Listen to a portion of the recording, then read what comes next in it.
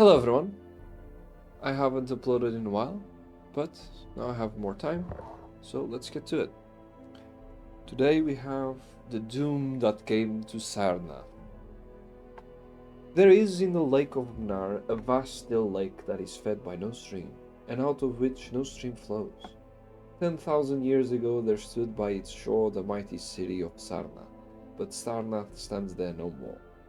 It is told that in immemorial years when the world was young, before ever the men of Sarnath came to the land of Mnar, another city stood beside the lake, the grey stone city of Ib, which was old as the lake itself, and peopled with beings so not pleasing to behold.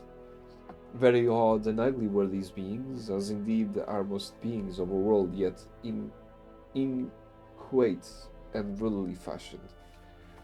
It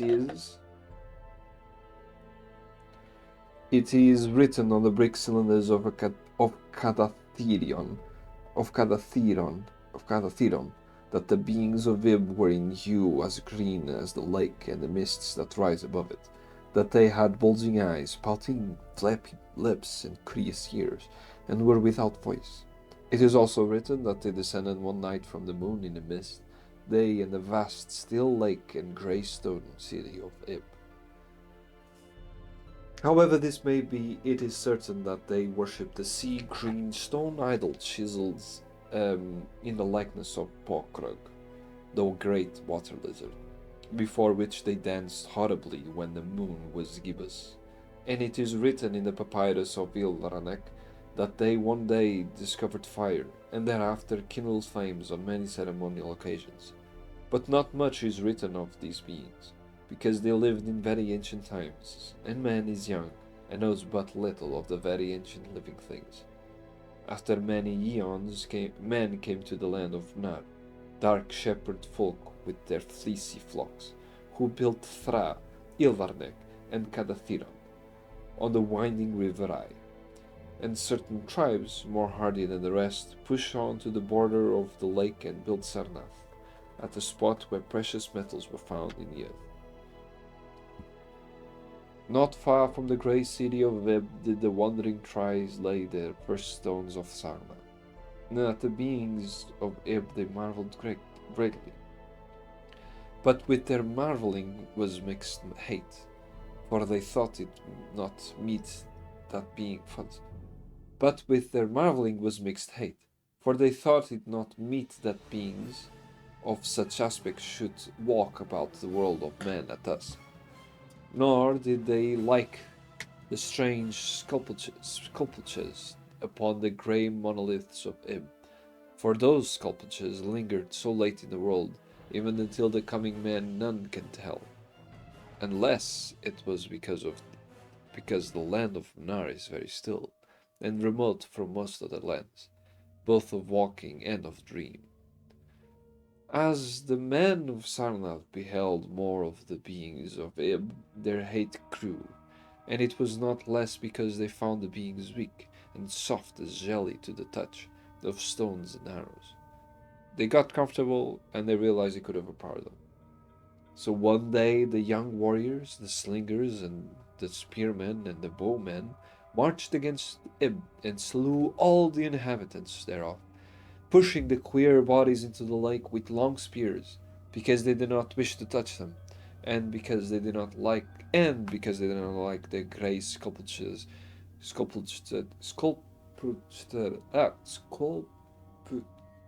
and because they did not like the grey sculptured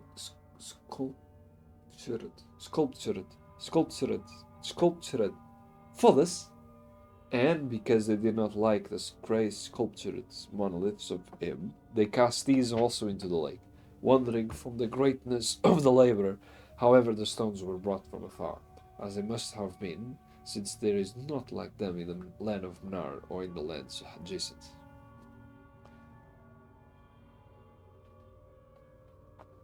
Thus of the very ancient city of Ib was nothing spared, save the sea-green stone idol chiseled in the likeness of Bokrug, the water lizard. This the young warriors took back with them as a symbol of conquest over the old gods and beings of Ib, and as a sign of leadership in Mnar. But on the night after it was set up in the temple, a terrible thing must have happened, for weird lights were seen over the lake. And in the morning the people found the idol gone, and the high priest Taran Ish lying dead, as from some fear unspeakable. And before he died, Tarash Ish had scrawled upon the altar of chrysolite with coarse shaky strokes the sign of doom.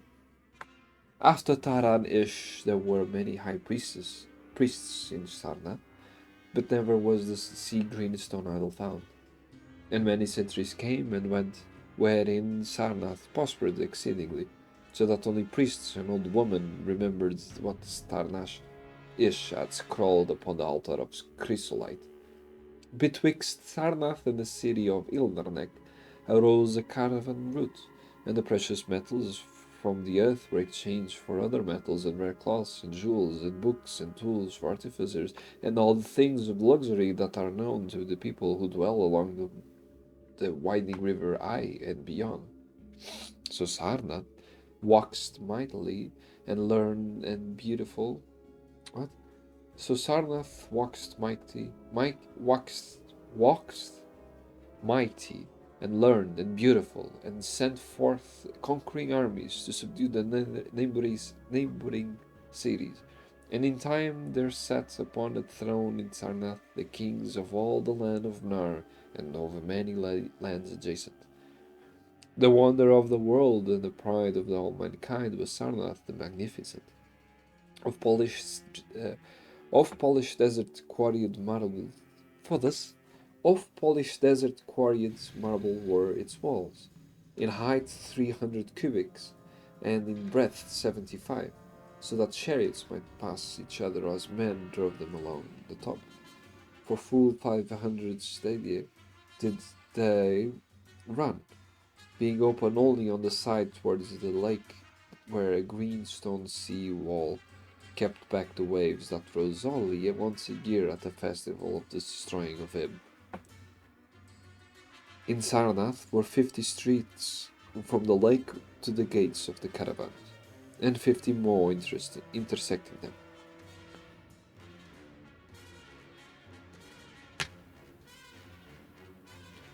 With onyx were they paved, save those whereon the horses and camels and elephants trod, which were paved with granite.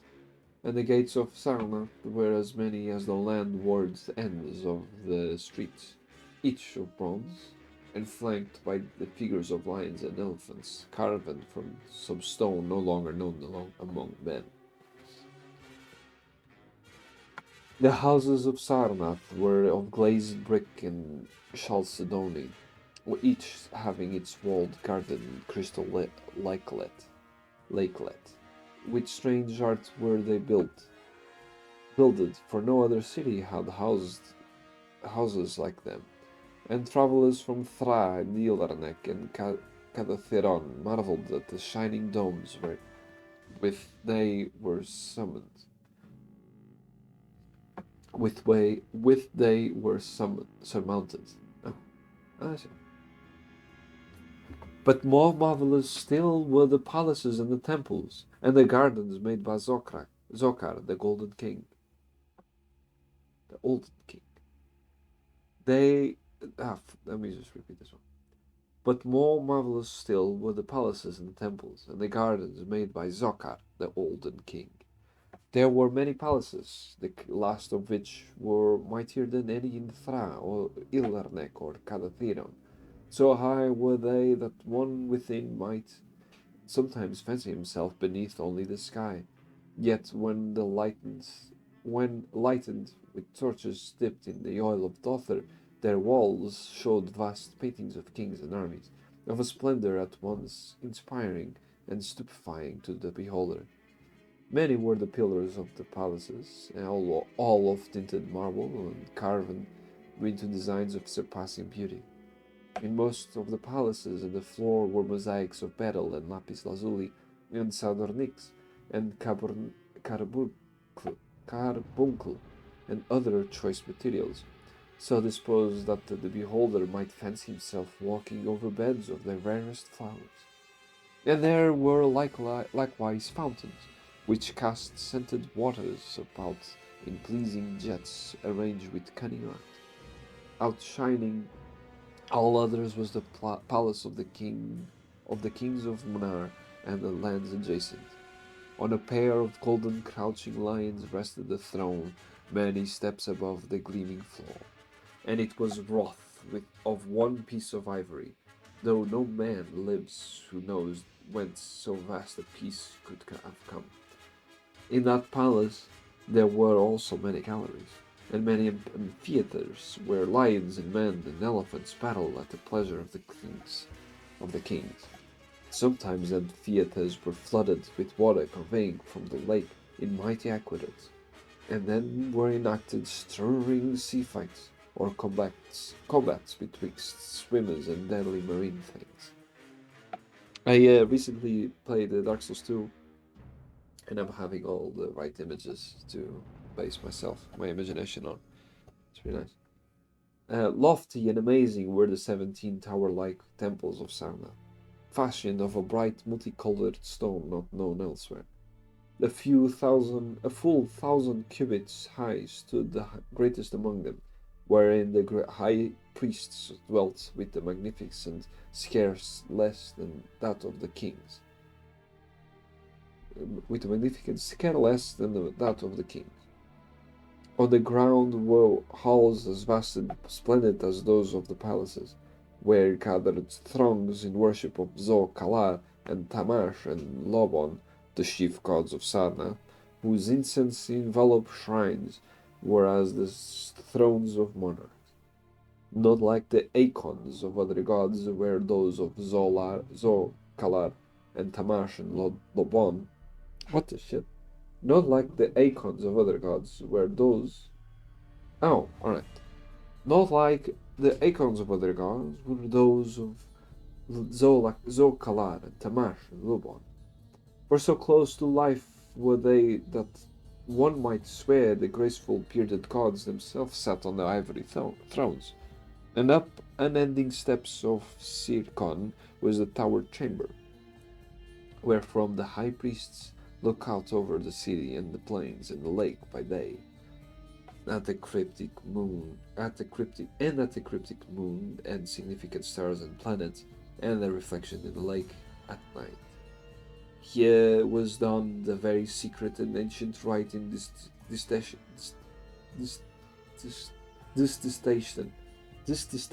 of Pokruk, the water lizard, and here rested the altar of chrysolite, which bore the doom scroll of Staran-ish.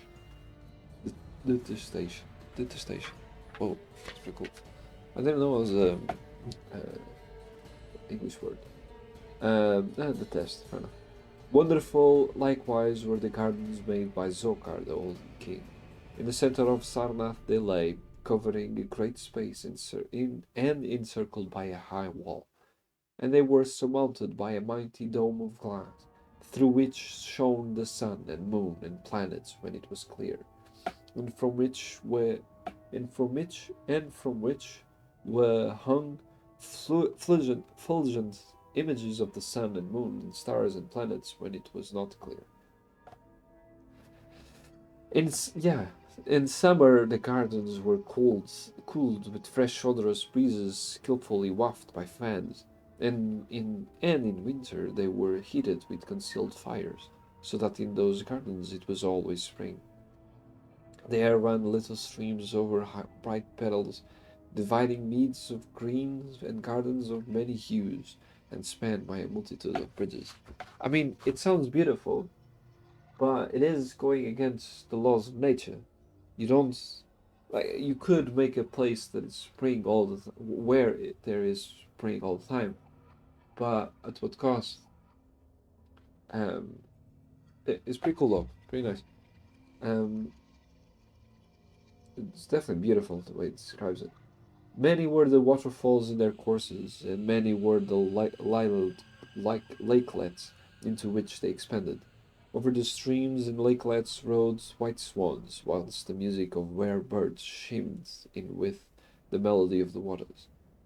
In ordered terraces rose the green banks, adorned here and there with bowers of vines and sweet blossoms, and seats and benches of marble and porphyry, porphyry, porphyry. And there were many small shrines and temples where one might rest or pray to small gods.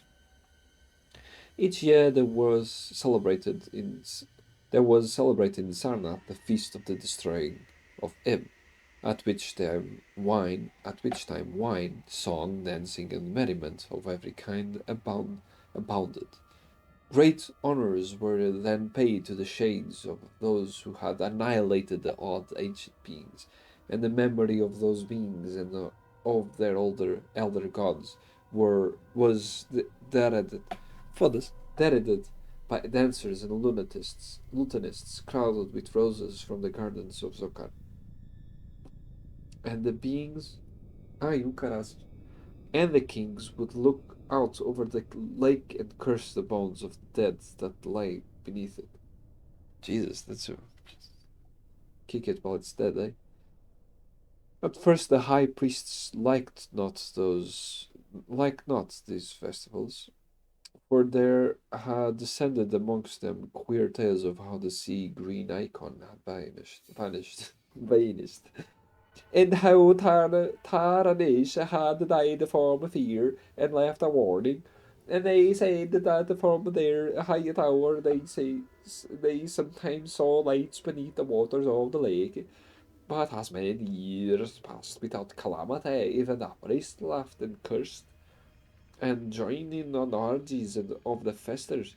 Indeed, had they not themselves, in their high tower, often performed the very ancient and secret rite in the station, this, the station of Bokrug, the water lizard, and 1,000 years of riches and delight passed over Sarnath, wonder of the world.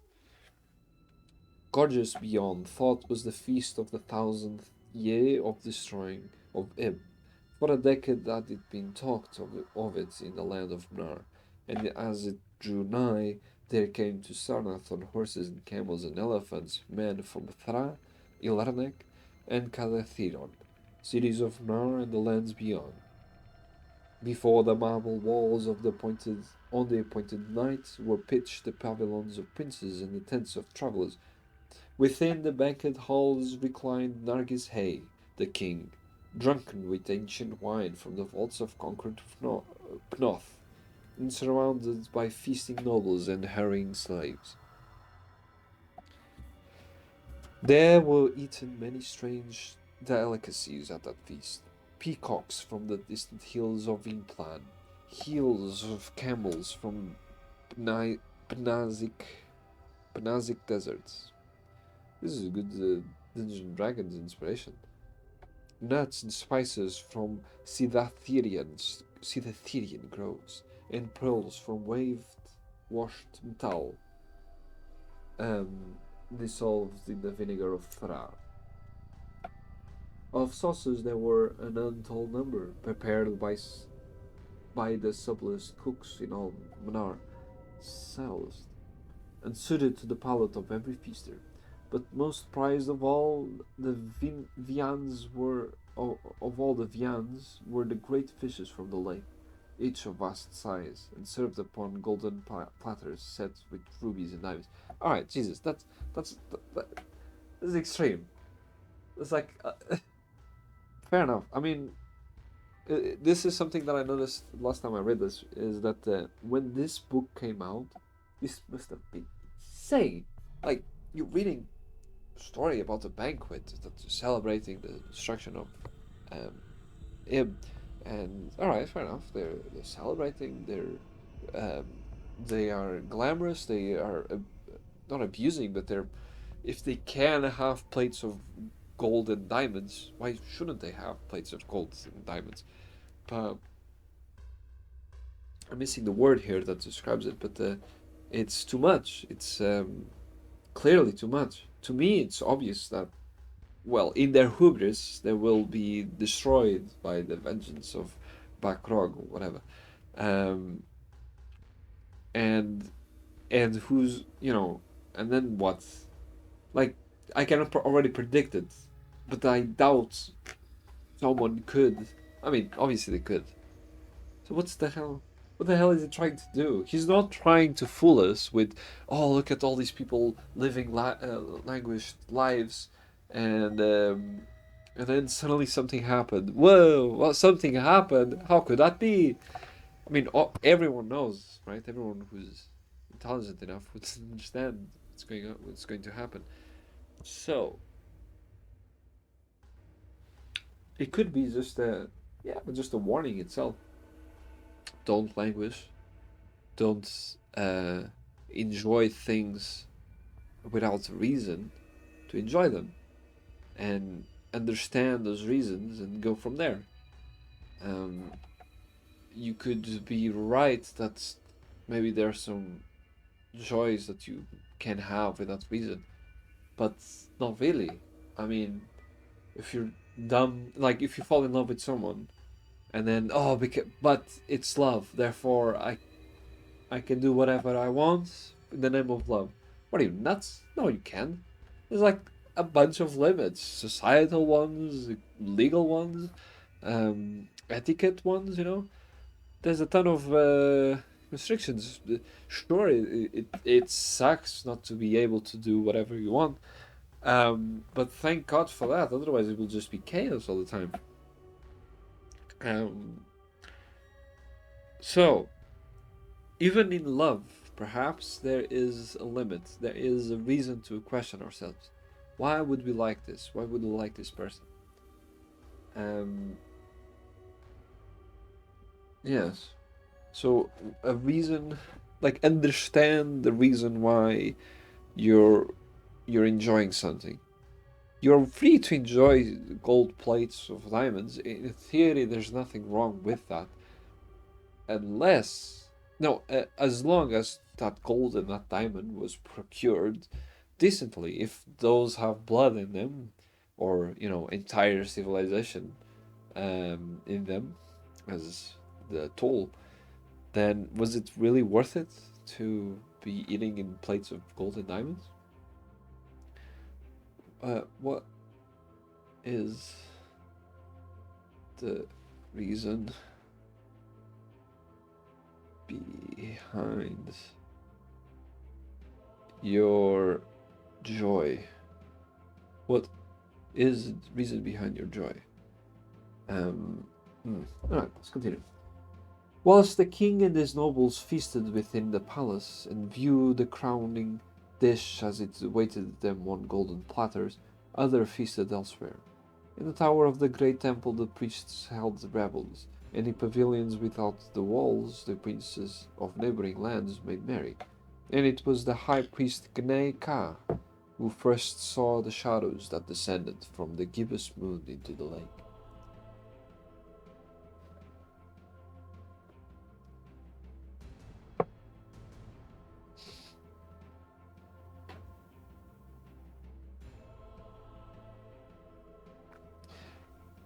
And the damnable green mists that arose from the lake to meet the moon and to shroud in a sinister haze the towers and the domes of fated Sarnath. Thereafter those in the towers and without the walls beheld strange lights on the water, and saw that the grey rock Akurion, which was wont to rear high above it near the shore, was almost submerged, and fear was almost submerged. And fear grew vaguely yet swiftly. Vaguely yet swift, that's beautiful. So that the princes of Villarneck and of Far Rockul took down and folded their tents and pavilions and departed, though they scarce knew the reasons for their departing. Then, close to the hour of midnight, all the bronze gates of Sarnath burst open, and emptied forth a frenzied throng that blackened the plain, so that all the visiting princes and travellers fled away in fright. For on the faces of this throng was writ a madness born of horror and unendurable, and of their tongues were words of so terrible that no hearer paused for proof. Men whose eyes were wild with fear shrieked aloud of the sight within the king's banquet hall, where through the windows were seen no longer the forms of Narig's Hay and his nobles and slaves, but a horde of indescribable green voiceless things with bulging eyes, pouting, flabby lips, and curious ears. Thing which danced horribly, bearing in their paws golden platters set with rubies and diamonds, and containing uncouth flames. And the princes and travelers, as they fled from the doomed city of Sarnath on horses and camels and elephants, looked again upon the mist-begetting lake, and saw the grey rock mist-begetting. Akution was quite submerged. Through all the land of Mnar and the land adjacent spread the tales of those who had fled from Sarnath, and caravans sought at the cursed city and its precious metals no more. It was long here any travelers went thither, and even then only the brave and adventurous young men of yellow hair and blue eyes, who are no kin to the men of Mnar. Wait, these men indeed went to the lake to view Sarnath, but though they found the vast still lake itself, and the great rock of Kurian, which reared high above it near the shore, they beheld not the wonder of the world and pride of all mankind. Where once had risen walls of 300 cubits and towers yet higher, now stretch only the marshy shore, and where once had dwelt 50 million of men, now crawl the detestable water lizard. Not even the mines of precious metal remain, doomed to come to Sarnath. But half buried in the rushes was spied the curious green idol, an exceedingly ancient idol, chiseled in the likeness of Bokruk, the great water lizard. That idol, enshrined in the high temple of Vilnarnek, was subsequently worshipped beneath the gibbous moon throughout the land of Munar. Alright, seems like they learned a lesson. Next up, we have the Cats of Ulthar, and but let's discuss what did we learn. I think that's what we learned. It's like you're free to enjoy things, just be aware where they come from, and so on and so on. And it's pretty curious. It's pretty well written, and I like that it took half a paragraph to just crumble everything down. Interesting. Well, I hope you enjoyed, and I hope you had a good day.